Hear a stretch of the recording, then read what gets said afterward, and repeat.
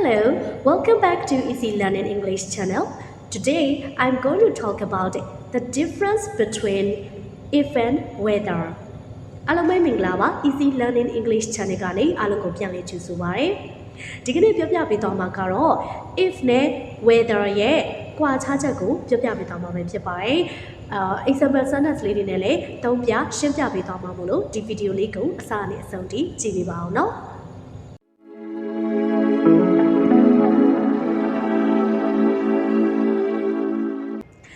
If your whether ရောက conjunction တွေဖြစ်တယ် conjunction ဆိုတာကတော့ sentence တွေ clause တွေ phrase တွေကိုဆက်သွယ်ပြီးတဲ့စကားလုံးတွေပေါ့နော်ဒါကို conjunction လို့ခေါ်တယ်နှစ်ခုစလုံးကတော့ရေပူရအဖြစ်အတိတ်ပဲတူတယ်လို့ထင်ရပေမဲ့သူတို့ရဲ့ကွာခြားချက်တွေရှိတယ်အရင်ဆုံး if ကိုပြောပြပေးပါမယ်if ကိုကြတော့ဘယ်လိုအခြေအနေတွေမှာသုံးလဲဆိုရင်များသောအားဖြင့် conditional sentence တွေမှာဆိုရင် if ကိုသုံးတယ် conditional sentence ဆိုတာကအခြေအနေ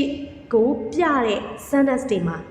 အခြေအနေကိုပြတဲ့ sentence တွေကဘယ်လိုတွေလဲဆိုရင်ဥပမာကြည့်လိုက်ရအောင် Is it okay if I go now? Is it okay if I go now? အခုငါသွားမယ်ဆိုရင်အဆင်ပြေလားဒီမှာဆိုရင်If I go now အခုငါသွားမယ်ဆိုရင်ဒီမှာ if I go now က conditional sentence ဖြစ်တယ်အခြေအနေကိုပြတယ်အခုငါသွားမယ်ဆိုတဲ့အခြေအနေဒီလိုအချိန်မှာဆိုရင် if ကိုသုံးတယ်နောက်တစ်ခု let me know if you need anything မင်းတစ်ခုခုလိုအပ်တယ်ဆိုရင်ငါသိပါရစေတစ်ခုခုလိုအပ်ရင်ငါ့ကိုပြောပါဆိုတဲ့အတိတ်ပဲလေသုံးလို့ရပါတယ်let me know if you need anything ဒီမှာဆိုရင် if you need anything ဆိုတာကတစ်ခုခုလိုအပ်ခဲ့ရင်တစ်ခုခုလိုအပ်တဲ့အခြေအနေဖြစ်ခဲ့ရင်ဒါက conditional sentence ဖြစ်တယ်အခြေအနေကိုပြတယ်ဝဲကြပေါ့နော်ဒီနေရာမှာဆိုရင် if ကိုသုံးလို့ရတယ်နောက်တစ်ခု I walk every morning if I have time ငါအချိန်ရရင်မနက်တိုင်းလမ်းလျှောက်တယ် if I have time ဒါကအခြေအနေကိုပြတဲ့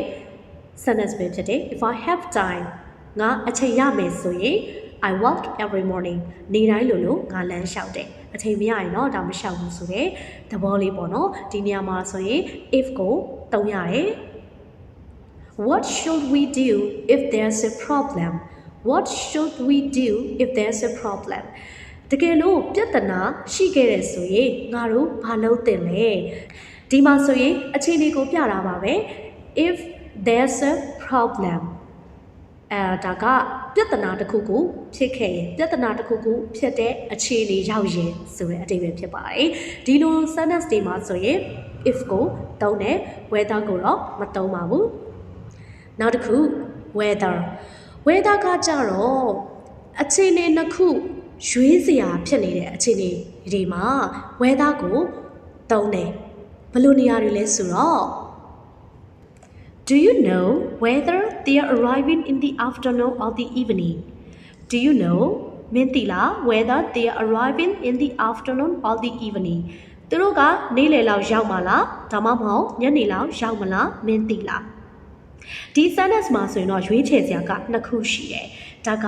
နေ့လယ်မှာလားညနေမှာလားဆိုတဲ့ရွေးချယ်စရာနှစ်ခုဖြစ်နေတဲ့အခြေအနေမျိုးတွေမှာဆိုရင်တော့ weather ကိုသုံးတယ် weather လို့ထည့်လိုက်တာနဲ့တစ်ခုမဟုတ်တစ်ခုဆိုတာကိုသိသွားပါပြီ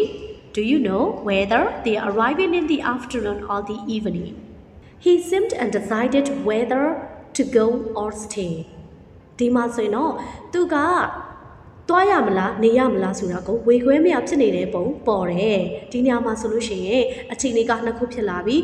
go ဒါမှမဟုတ်ရင် stay သွားရမလားနေရမလားဒီလိုအခြေအနေနှစ်ခုရှိတဲ့နေရာတွေမှာဆိုရင်တော့ weather ကိုသုံးပါတယ်အရှိက sentence ဖြစ်တဲ့ဒီပေါ့နော် if နဲ့ပြောထားတဲ့ sentence ဖြစ်တဲ့ is it okay if I go now ဒီနေရာမှာဆိုလို့ရှိရင်တော့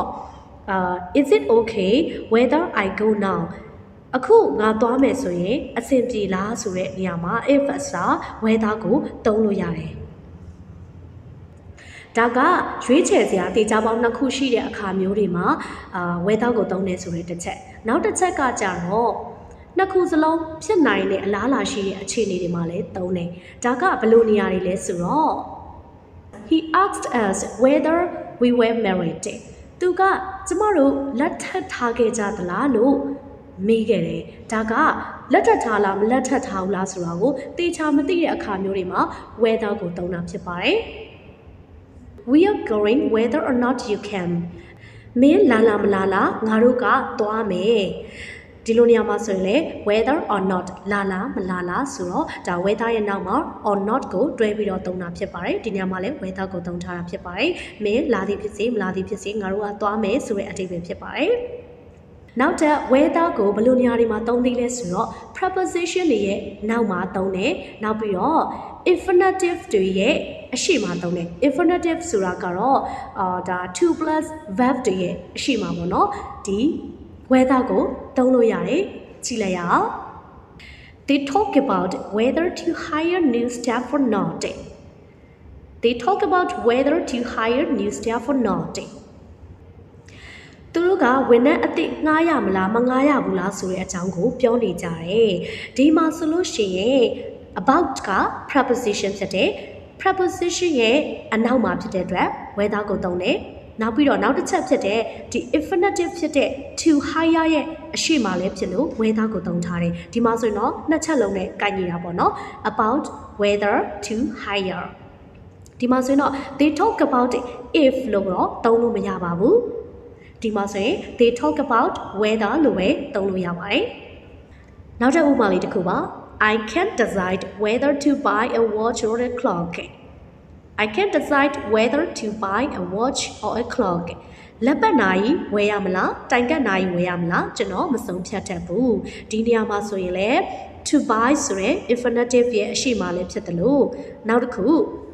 watch လား clock လားလက်ပတ်နိုင်လားတိုင်ကပ်နိုင်လားဆိုတဲ့အခြေအနေရွေးချယ်စရာနှစ်ခုလည်းဖြစ်တယ်အဲ့လိုအခြေအနေတွေဖြစ်လို့ whether ကိုသုံးပါတယ်ဟုတ်ကဲ့ပါဒါဆိုရင်တော့ whether ကိုအသုံးပြုပုံသုံးနည်းလေးကတော့ရှင်းသွားမယ်လို့လည်းထင်ပါတယ်နောက်ပြီးတော့ if ရော whether ရောနှစ်ခုလုံးသုံးလို့ရတဲ့ sentence တွေလည်းရှိတယ်အဲ့ဒီ sentence တွေကနှစ်ခုလုံးတော့သုံးလို့ရတယ်ဒါပေမဲ့အဓိပ္ပာယ်တော့နည်းနည်းစီကွဲသွားတာတွေရှိတယ်ဘယ်စာကြောင်းတွေလဲဆိုတော့ Please call me if you are going to the meeting အစည်းအဝေးကိုမင်းသွားရင်ငါ့ကိုခေါ်ပါဒါက conditional sentence ဖြစ်တယ်အခြေအနေပြတဲ့ sentence ပေါ့နော်If you are going to the meeting မင်းအစည်းအဝေးသွားရင်ငါ့ကိုခေါ်ဒါကအစည်းအဝေးသွားမှခေါ်အစည်းအဝေးမသွားရင်တော့မခေါ်နဲ့ဆိုတဲ့အဓိပ္ပာယ်ဖြစ်ပါတယ်ကဲဒါကို whether နဲ့သုံးကြည့်အောင် Please call me whether or not you are going to the meetingဒါကတော့မင်းအစည်းအဝေးသွားမသွားငါကိုခေါ်ပါဆိုတဲ့အဓိပ္ပာယ်ဖြစ်ပါတယ်သွားရင်လည်းခေါ်မသွားရင်လည်းခေါ်ဆိုတဲ့အဓိပ္ပာယ်ပါဒီညမှာဆိုလည်း whether or not ကိုသုံးလို့ရတယ်သုံးလို့ရတာချင်းရတော့တူတယ်အဓိပ္ပာယ်ကတော့ကွဲသွားပါတယ် I'm unsure if my answer is correct ဒီမှာဆိုရင်ငါရဲ့အဖြေမှန်လားဆိုတာငါမသိကြဘူးဒါကို whether နဲ့သုံးကြည့်အောင်I'm unsure whether my answer is correct or not ပေါ့နော်နောက်က or not လို့ထည့်လို့လည်းရတယ်မထည့်ချင်ပဲရပါတယ်ဒီဟာကကြတော့ငါရဲ့အဖြေမှန်လားမမှန်လားမသိကြဘူးဆိုတဲ့အဓိပ္ပာယ်ဖြစ်ပါတယ်အရှိက if နဲ့သုံးထားတာကကြတော့ငါရဲ့အဖြေမှန်မလားမသိဘူးငါမသိချဘူးပေါ့နော်မှန်မလားမသိချဘူးဒါကကြတော့မှန်မလားမမှန်မလားငါသိချမသိဘူးအဓိပ္ပာယ်ကတူတူလို့နဲ့နည်းနည်းလေးတော့ကွဲသွားပါတယ်